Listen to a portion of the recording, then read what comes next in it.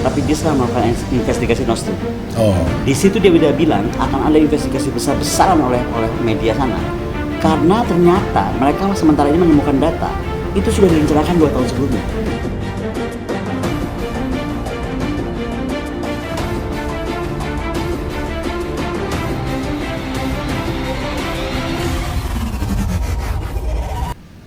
selamat siang Ibu Koni, sehat? Selama sih sehat dong, harus Iya. selalu. Senang sekali bisa ketemu lagi dengan Bu Koni. Udah lama Udah sekali lama banget kita. ya, Iya, iya, lama iya, banget. betul. Terakhir itu mungkin setelah Ibu pulang dari Rusia ya pada waktu itu. Pulang dari Rusia. Yang menggemparkan karena Ibu keluar di media-media Rusia.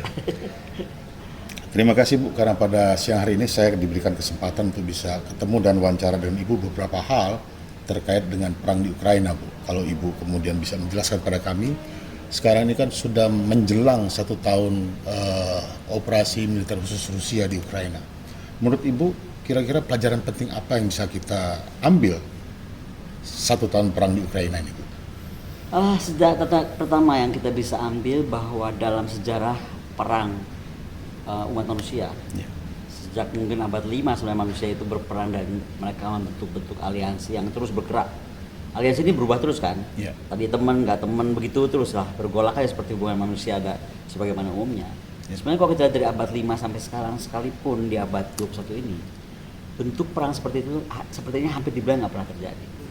Karena bentuk perang seperti ini membuat Rusia itu seolah-olah tidak punya sama sekali kesempatan untuk bergerak. Di hubungan lain masih ada misalnya kita menekankan aspek diplomasi. Di perang ini aspek diplomasi tutup total.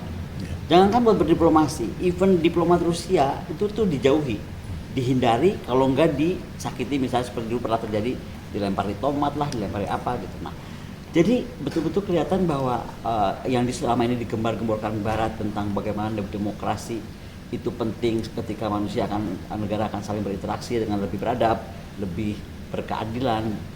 Sebenarnya menurut saya ini akan terjadi distorsi besar-besaran. Karena nilai-nilai itu tuh tidak dipraktekkan. Dan itu gampang argumentasinya. Kita lihat aja, apakah kita pernah merampok harta Elon Musk atau menahan aset Amerika berupa dolarnya dimanapun, membekukannya atas nama serangannya terhadap Afghanistan, misalnya Irak dan lain-lain yang tidak terbukti, itu kan enggak. Tapi terhadap Rusia ini kan dilakukan. Nah, kenapa dari awal saya bilang kita harus belajar betul dari perang ini? Karena Indonesia ini nggak boleh tenang-tenang. Abad ini ke depan ini kan abad Asia Pasifik. Dan Indonesia sudah diprediksi menjadi 5 besar, kalau nggak 4 besar. Syukur-syukur menjadi 3 besar gitu. Ya kan? Jadi artinya yang mau saya bilang, sekarang pun ketika Cina menjadi 1 besar di kawasan kita, itu Amerika sudah rese kan? Meributkanlah Taiwan, which is sebenarnya usaha Amerika apa? Karena dia selama ini selalu bilang one China policy. Artinya kalau kita bicara one China policy, urusan Taiwan itu urusan internalnya Cina kan. Yang kedua, berarti dia akan cari rising stars, yang siapapun rising star itu akan dianggap ancaman. Nah, artinya kalau ini bisa terjadi terhadap Rusia, bisa terjadi terhadap Indonesia. Tahunnya kapan kita nggak tahu, tapi abad ini nggak bisa ditahan. Ini adalah abad Asia Pasifik. Nah, dampak dari apa yang telah dilakukan oleh Amerika terhadap Rusia, itu membuat pasti Rusia sakit hati. Dia merasa ditinggalkan dong, betul nggak? Sebagai dia tuh kan sebenarnya dia kan the global north, apapun yang terjadi. Nah, sekarang dia kemudian berpikir, saya diembargo sampai 5.000-an saya diancam dengan beberapa sanksi 5.000-an, diembargo, kemudian diputus dari Swift Code dunia, seolah-olah diputus dari dunia perdagangan, finance dan currency, kemudian diputus dari aspek internet dan lain-lain. Jadi yang selama ini digembar-gemborkan tentang bagaimana manusia harus berglobalisasi dan lain-lain, semua seolah-olah Barat tuh bisa berbalik badan seenaknya begitu dia mau. Nord Stream Sabot begitu sabot. aja. Ya. Dan menurut saya di situ terlihat bagaimana egonya Amerika Serikat. Jerman temannya loh, Eropa juga temannya. Kenapa mereka buat kepentingan Amerika Serikat? Mereka bisa kemudian sebodoh amat, pokoknya Nord Stream hancurkan. Sekarang kan ZTE-nya Swedia dan lain-lain berdampak. Ikan-ikan dari apa di situ. Itu memperlihatkan betapa sebuah negara menjadi superpower itu menjadi bahaya karena dia jadi nggak terkontrol. Semuanya mau sederhana. Dengan kejadian ini, maka menurut saya akan terjadi pergeseran besar. Global South akan makin kuat. BRICS. BRICS menurut saya, apalagi kalau Indonesia mau masuk, itu akan menjadikan Global South semakin kuat. Karena Rusia sekarang merasa South, bukan lagi North. Ya, betul. Nah, Kemudian kita juga mesti melihat misalnya reaksi kenapa tiba-tiba negara NATO menjadikan kawasan ini menjadi penting buat mereka. Kenapa misalnya kekuatan pertahanan Prancis dan kawan-kawan jadi kuat sekali dengan apapun alasan mereka lah, melindungi koloni mereka di Asia Pasifik lah atau apa, itu kan bisa dibuat. Atau alasan keamanan lingkungan dunia lah, itu bisa dibuat. Maka saya nggak terlalu happy kan dengan G20 hasil bahwa keamanan laut, permukaan dan lingkungan dunia yang 30% mau dilindungi. Itunya saya senang, tapi pertanyaannya ya bisa menyatakan itu tidak terlindungi siapa? Kalau mereka bisa masuk ke area kita lalu menyatakan lu nggak bisa jaga, gue yang jaga, kita nggak bisa argumentasi membuktikan dengan sains ternyata kita lebih benar, akan terjadi seperti Nord Stream. Nord Stream kan baru kebuka hari ini. Nah, jadi itu pelajarannya. Makanya kenapa orang banyak menilai kok buku ini kayak pro-Rusia. Ini bukan masalah pro-Rusia. Saya sedang menuduhkan kita ini negara non-alignment. Melihat masalah itu coba clear deh. Gitu kan? Karena Ukraina itu jelas-jelas jangan dianggap negara. Soal itu menurut saya Ukraina itu totally boneka, especially Zelensky yang menurut saya mengorbankan rakyatnya. Jadi tadinya saya masih berharap rakyat Ukraina akan memberontak karena merasa kok negaranya mau diperlakukan pemimpinnya seperti ini. Tapi toh mereka terlena dengan tipuan atau apapun hasutan Barat. Malah sekarang yang lebih parah, dengan bangganya Zelensky kemana-mana terbang disambut ya kan, meminta senjata dan diberikan, dan GR banget dengan senjata itu. Padahal yang terjadi sekarang semua negara-negara yang ngasih senjata itu sedang membuang senjata mereka. Sebenarnya dia bisa dapat free kok kalau dia mau. Itu tuh senjata itu kan ada refurbish-nya. Itu tuh mau di refurbish, tapi daripada di refurbish ada orang yang perlu, ya udah lu beli deh. Tapi kan there's no freelance. Inggris bisa menyelesaikan utangnya terhadap bantuan procurement dari Amerika Serikat aja di era perang dunia itu baru 2020. PDB Inggris berapa? Nah ini PDB Ukraina. Maka menurut saya Zelensky itu manusia yang menjadikan kejahatan perang paling besar abad ini. Satu, karena menyiksa rakyat Ukraina dan negara Ukraina ke depan. Bukan dia loh, dia sih sebentar lagi juga turun. Ya kan? Amerika gitu loh, kepentingannya selesai. Yang kedua adalah bagaimana menurut saya ini akan merubah tatanan dunia. Disinilah sebenarnya Indonesia punya kesempatan. Kita itu one of the leader of non-bloc. Makanya kenapa kalau Pak Waro bilang kenapa sih Poni jalan di Jakarta? Saya masuk dalam jaringan akademisi non-alignment dunia. Which is ini menarik Pak Waro. Contohnya saya kemarin bicara di Sorbonne di Prancis. Saya bicara di Le Havre di Normandy. Ketika di Sorbonne di mana tuh kita tuh ada aturan akademisi Rusia nggak boleh masuk. Oh, yes. Ada profesor-profesor dari Rusia nggak boleh masuk. Tapi dibolehkan oleh kampus. Karena ternyata tidak semua sepakat dengan pemerintahannya. Loh, kamu boleh marah gitu terhadap Rusia, tapi kita ini kan harus mengedepankan pemikiran namanya akademisi. Kemudian diplomasi. Kalau diplomasi alur Kemlu-nya ditutup, kamu mau ngomong lewat mana lagi? Jadi itu profesor boleh bicara di kita. Nah, itu makin meyakinkan kami dari negara-negara non-bloc, terutama saya dari Indonesia selalu merasa bahwa ini bagian penting kita ya. Dan Soekarno sangat sukses era itu karena mengedepankan non-bloc sehingga lahirlah Konferensi Asia Afrika, kemudian statement Soekarno yang terkenal dan juga statement Indira Gandhi yang terkenal bahwa tidak ada sebenarnya kemampuan mendamaikan selain non-bloc. Apalagi dengan UN hari ini nggak berfungsi. Nah, itu semua cerita inilah sebenarnya menurut saya kita harus gali lagi. Dan kemudian begini, momentum besok ini menjadi penting. Kalau nggak salah saya nggak tahu ya bulan Juni atau bulan apa, UNESCO itu akan mengumumkan pidato Soekarno to build the world anew. Itu akan diangkat sebagai treasure of the world. Jadi akan diangkat sebagai pidato paling penting dunia, salah satu pidato penting dunia yang harus kita revisit gitu nilai-nilainya. Nah, ini kan momentum bahwa pertama kita bangga kepada founding fathers kita. Kedua, era itu saja Presiden Soekarno sudah melihat dunia itu sudah harus ditata ulang. Dan ada statement Soekarno yang paling penting bahwa semua aliansi pertahanan di muka bumi harus dihilangkan. Karena itu akan trigger the war. Which is now is proven. Terbukti. Terbukti apa? Sekarang jadi aneh yang katanya di demokrasi itu kalau negara sesama teman demokrasi tidak ada kan saling menyakiti. Loh, emang Rusia nggak demokrasi? Rusia tuh bubar dari Soviet karena didemokrasikan ceritanya. Dihajar juga gitu, hanya karena kepentingan satu. Yang kedua, saya lihat ini lebih kepada kepentingan dan egoisitas Global North, bahwa mereka lebih pengen unggul. Jadi gini, tetap komposisi 1 miliar manusia menguasai teknologi, finance, currency, dan semua itu akan terus dijaga. Pokoknya yang sisanya manusia di dunia ini, yang 6,7 harus ikut. Nah ini yang sebenarnya dilawan berlahan dengan cara softnya Cina. Cina kan melakukannya dengan soft, ekonomi. Nah makanya Afrika bangkit, kemudian kita juga Asia akan bangkit. Nah makanya non-alignment movement ini menurut saya harus segera kita hidupkan kembali. Dan kantor NAM itu tidak lagi di New York. Karena kantor non-alignment movement itu dulu kan ada di New York karena dia harus dekat dengan PBB. Ya. Bagaimanapun kan PBB lahir dari keputusan non-alignment movement kan. Ya. Iya dong, dari keputusan besar non-alignment movement lalu lahirnya United Nations, kita kan Ya. begitu. Nah, sekarang PBB itu boleh saja kalau kantor NAM mau tetap di New York, tetapi untuk urusan-urusan yang nggak berat, tapi urusan teknologi, finance, currency, apalagi militer, kita harus geser, nggak boleh lagi di sana. Ya. Karena harus ke negara yang pencetus non-blok dong harusnya gitu. betul. Salah satunya Indonesia, Indonesia. misalnya. Dan Ya. Indonesia pun politik luar negerinya memang sudah harus agak berubah dalam arti lebih bebas dan lebih aktif. Ya. Jangan sampai bebas aktif tapi at the same time orang baca lain. Ya. Nah, Nonton seolah-olah saja. kayak takut gitu. Ya, nonton aja. Nonton aja. Nah, makanya saya sangat apresiasi kepada Ibu Sri Mulyani. Ibu Sri ini menurut saya dalam tenangnya Maju. beliau kan sangat tenang banget ya. Iya. Tapi bagaimana handle finance, handle currency, udah sangat berani menurut saya untuk step-step untuk memperkuat Indonesia ke depan. Nah, menurut saya itu pembelajaran karena sekali lagi kita nggak pernah berpikir loh untuk Swift dari Sistem. dolar, Ya, ya kan? betul. Tapi ini menjadi terpikir oleh kita ketika itu dilakukan terhadap Rusia. Ya, sedang berjalan. Nah, Ya. makanya kita juga harus membantu. Gini, ini kan propaganda Baratnya sangat berat ya. Soal Rusia bergerak begini, Ya. begini. Tapi coba contoh 12 lab di Ukraina, yang berbahaya biologi itu silam, Didiam. seperti dianggap nggak ada dosanya. Betul. Dan dendam saya kenapa saya jadi kelihatannya benci banget sama Zelensky. Gimana saya nggak marah ya? Saya tahu betul bagaimana Bu Menlu, presiden kita dan segenap KL kita konsentrasi menyelesaikan G20. Ingat? Ya, betul. Kita diatur-atur, saya tuh tahu betul Bu Menlu lah paling pusing kali kepalanya, lari kesana lari kemari, tiap hari ditelepon mungkin. Tapi akhirnya kita sukses. Ya. Di tengah kita hari pertama, tiba-tiba Zelensky bikin zong itu kan, bikin Ya. rumors yang paling parah itu dia bilang ada bom kemana? Di Polandia. Untungnya Biden tuh waras hari itu. Loh, serius loh Pak Waro. Iya, iya. Dia bilang nggak mungkin, Polandia jauh banget.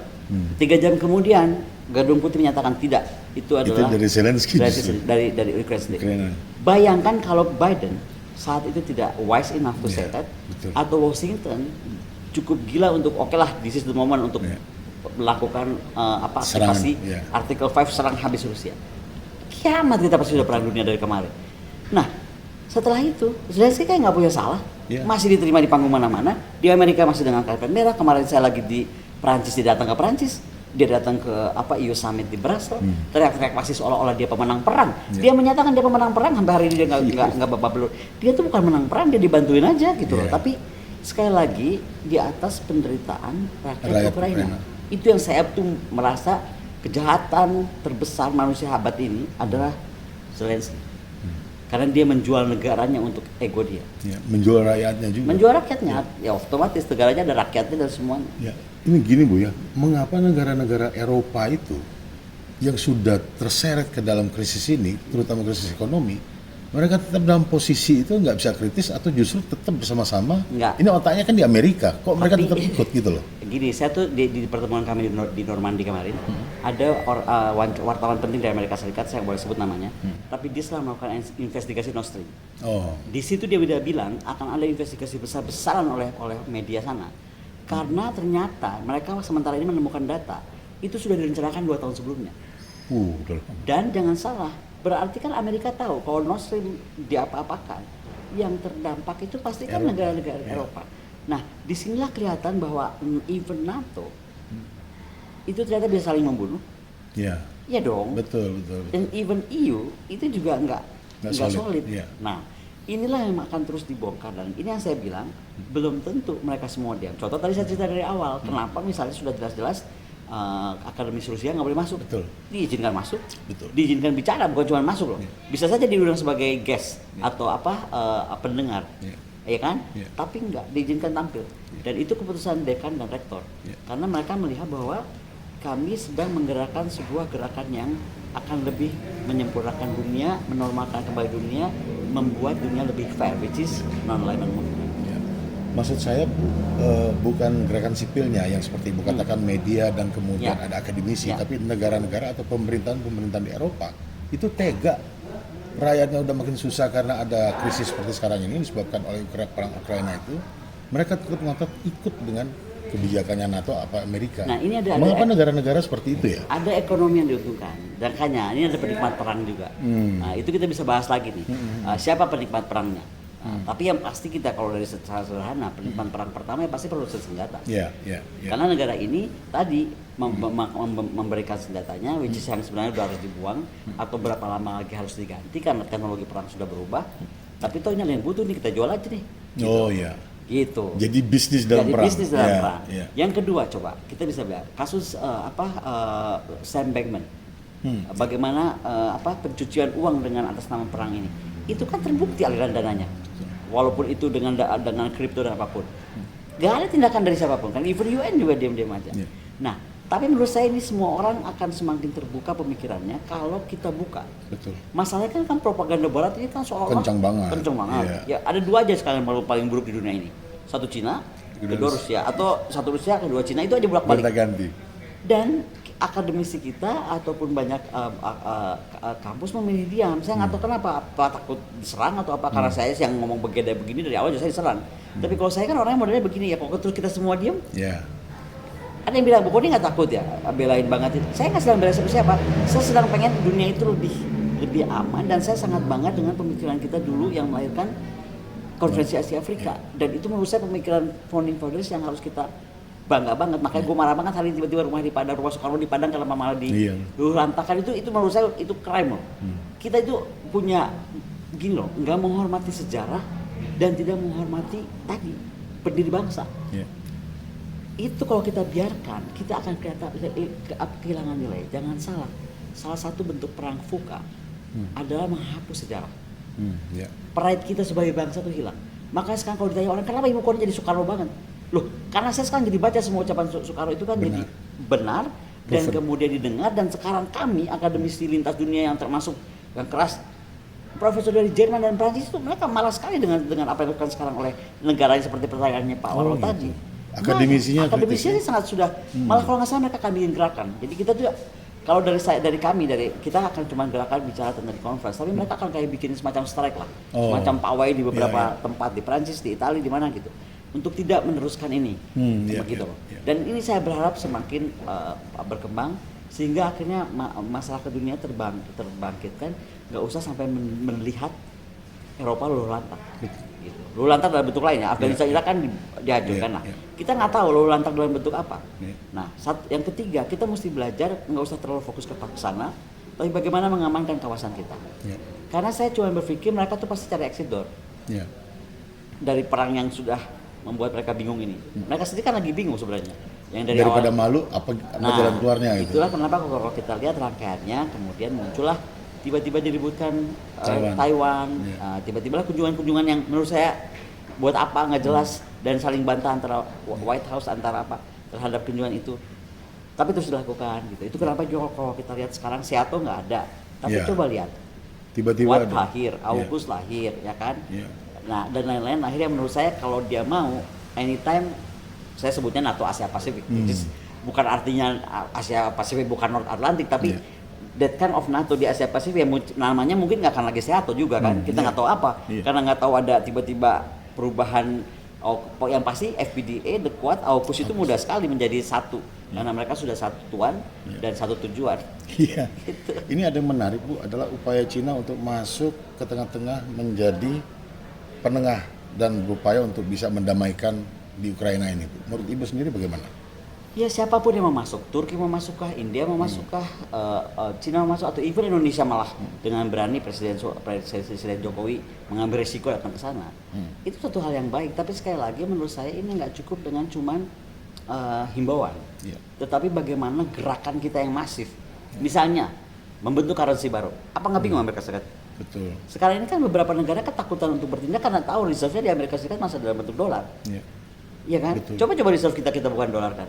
Udah benar yang dilakukan sekarang oleh Rusia, semua bentuk dagang dalam rubel. Nah, udah betul yang dilakukan oleh Presiden Jokowi sekarang menahan semua resource kita. Mungkin at the next step Presiden Jokowi akan nyatakan yang sama. We never know. Kalau Bu Sri menyatakan semua transaksi dari Indonesia mulai hari ini untuk apapun yang yang ditahan oleh Presiden Jokowi nggak mau dilepas sebagai raw materials harus dalam bentuk rupiah, kan itu menguatkan rupiah. Betul. Itu kalau masih percaya kepada rupiahnya. Ya. Nah, tapi pada step yang berikutnya kita bisa membentuk currency sendiri. Ya. Saya bukan orang finance, tetapi hal-hal seperti itu akan sangat bisa yang membuat pasti Amerika akan menjadi lemah. Gitu. Ya. Makanya saya pernah ada dengan Pak Gita Wirjawan bicara kan, menurut Pak Gita Wirjawan menarik itu, menurut saya itu pikiran menarik. Menurut Pak Gita Wirjawan yang bisa menyelesaikan masalah ini adalah Gubernur Federal Reserve-nya Amerika. Oh, Fed. Karena the Fed itulah yang sebenarnya kan ini kan masalah dolar aja nih. Ya. Dulu kan Saddam dihajar karena itu, Karena Gaddafi dihajar karena itu. Iya. Nah, Rusia masalahnya tadinya mau dihajar. Kalau analisa saya nih, sebenarnya Rusia tuh mau dilemahkan ekonominya supaya nggak terlalu kuat, nggak bisa bantu Cina. Baru rencananya Amerika kayaknya menghajar Cina. Iya. Ini nih kalau kita lihat Secara umumnya. Tapi ternyata Rusia bukannya kolaps, Ya. Malah menjadi lebih kuat. malah dia makin apa? Kalau saya bilang Rusia tuh belajar banyak dari Indonesia, utamanya tentang berdikari. Bayangin orang diputus SWIFT Iya. sistem tiba-tiba, kemudian apa namanya diberikan sanksi segala macam, Iya. tetap survive, even getting bigger kan, Iya. stronger. Iya. Dan Ekonominya jangan- tumbuh justru. Nah, inilah yang sebenarnya menurut saya berdikari yang diresapi betul oleh rakyat Rusia dan pemimpin Rusia. Indonesia harusnya bangga dan kita revisit lagi kalau Rusia mampu. Kenapa Harusnya gitu? Indonesia Iya. mampu dan kita lebih baik bersiap-siap. Jadi tidak relying lagi kepada maka saya dalam beberapa saya bilang apa kita masih percaya demokrasi ya kalau kayak gini. Karena menurut saya apa yang dilakukan oleh Amerika Serikat terhadap Rusia nggak menunjukkan demokrasi sama sekali. Contoh, Iya. nggak usah banyak-banyak. Tadi main hukum, main nahan uang orang. Iya. Katanya sahabatnya Putin lah, siapanya Putin. Apapun Putin itu kan harus ada proses hukum. Anda mau tahan aset orang kok gitu. Ya. Ya kenapa kita nggak bisa tahan asetnya Elon Musk Di sini, atau ya. siapapun orang kayanya Amerika untuk misalnya serangan-serangan terhadap Afghanistan dan luluh lantaknya Irak misalnya. Ya. Kan alasan menahan uang siapapun dari Rusia adalah katanya untuk membangun lagi Ukraina. Ya. Ya kan? Ya. Ya kenapa kita nggak bisa berkata yang sama untuk Afghanistan? Betul. Gitu. Kalau Betul. fair ya. Ya. Nah itu makanya. Ya. Bu, satu lagi Bu ya, ini yang terakhir. Ini kan ada kebangkitan daripada ideologi neo-Nazi yang bukan tiba-tiba tapi ternyata sudah dirancang begitu rupa oleh si Amerika yang menjadi pelopor demokrasi dan sama-sama perang menghadapi neo-Nazi di Jerman, menghadapi Nazi di Jerman Perang Dunia Kedua. Mengapa ini bisa bangkit lagi seperti ini, Bu? Dan apa kepentingannya memakai neo-Nazi ini? Itu yang saya bilang, ketika kepentingan negara itu menjadi, kita biarkan unipolarisasi itu terjadi terlalu lama, menjadi superpower terlalu lama, so he can play God. Apapun juga. Ya, God and Satan. Contoh dong, Iya, iya. jangankan soal neonazi, Ya. Nord Stream itu, kan mereka bisa tahu itu Iya. begitu di sabotas, itu bocor, itu kan kayak kita aja kena spill minyak deh, Iya. terumbu karang terkena, environment di bawah dasar laut sana terkena, dan ini dan itu. Sekarang yang sudah pasti terkena terdampak itu adalah ya Swedia, kalau nggak salah Finlandia Iya. malah udah, Iya. ZEE mereka sudah kena. Kita nggak tahu lagi karena kita belum sampai masuk ke arah lebih dalam bicara sama orang-orang biologi laut misalnya yang saya bisa tanya dari mereka. Coba untuk kepentingan siapa? Kan berarti kan kepentingan Amerika Serikat. Iya. Kalau sekarang mereka merasa benar-benar teman, ada cara lebih bagus kali. Iya. Nggak begitu caranya, itu cara lebih canggih. Iya. Tapi kan waktu itu kenapa diputuskan melakukan itu berarti kan ego. Iya. Ego dari negara tersebut. Ya tadi karena terlalu lama menjadi unipolar dan menjadi akhirnya super power itu. Nah, ini yang sekarang saya pikir kenapa non-alignment movement ini mesti betul-betul kita revisit. Iya. Dan kita harus memang ada yang bilang begini, Bu Koni itu kan sudah zaman dulu, sudah out of date. Out of date doesn't mean nggak bisa di revisit atau dibentuk ulang atau didesain ulang sesuai dengan zaman sekarang kan bisa gitu. Tapi konsep dasarnya bahwa ini adalah betul-betul sebuah konsep yang membalance antara global north dan global south itu yang paling penting. Ya. Atau kalau nggak mengerti lagi gini lah, gimana membalance 1 miliar orang yang mengontrol 6,7 orang, Ya. paling nggak jadi setengah-setengah deh, 3,5 Betul. ke 3,5. Jadi balance lah. Jadi Nah balance. itu, Ya. maka saya pikir selalu dalam setiap kesulitan tuh pasti ada jalan, dan itu sudah dibuktikan Rusia. Dan ini menurut saya adalah juga mungkin waktunya global south tuh bergerak cepat mengalahkan global north. Bahwa mereka suicidal atas keputusannya, ya memang mungkin sudah waktunya Iya. gitu. Baik. Terima kasih banyak Ibu Terima Koni atas kasih. penjelasannya pada hari ini. Tetap sehat dan semangat. Harus dong, Pak Warojo tetap dong menggelorakan terus kewarasan berpikir. Karena gini ya, nggak banyak juga media yang mau membalas pemikirannya. Mohon maaf ya, saya kan tahu di beberapa media kita tuh di finance oleh negara-negara barat juga. Iya. Jadi mereka suaranya suara barat. Iya. Nah, dan ini yang menyeimbangkan pemikiran itu harus itu penting Betul. Pak Warong. Jadi saya sangat appreciate kalau saya dibaca soal tulisan-tulisan Pak Warong yang sangat berimbang. Iya. Kan kita bukan apa-apa tapi menyeimbangkan Iya, gitu. betul. Kalau enggak kan kita akan berpikir dalam satu kotak sementara tidak memahami kotak yang lain. Betul. Gitu. Baik Ibu. Ya. Terima kasih banyak. Oke. Yo, sampai jumpa. Sampai jumpa. Makasih Bu. Gleich geht es los, die Zebras spielen heute. Ich geh ins Stadion und treff dort meine Leute. Zebras mit Streifen, weiß und blau.